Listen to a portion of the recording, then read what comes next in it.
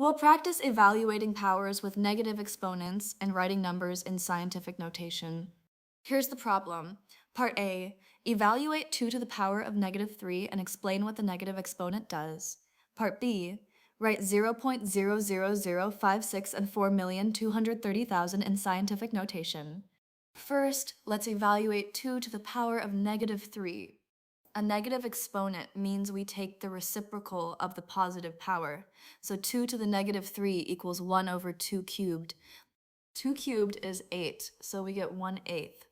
And 1/8 as a decimal is 0.125. So a negative exponent gives the reciprocal of the positive power, meaning the value shrinks below 1. Now for part B.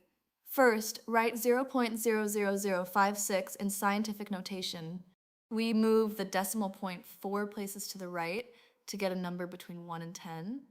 That gives 5.6 times 10 to the power of negative 4. Next, write 4,230,000 in scientific notation. We move the decimal point 6 places to the left. That gives 4.23 times 10 to the power of 6. Remember, a negative exponent means reciprocal, and scientific notation uses powers of 10 to express very large or very small numbers compactly.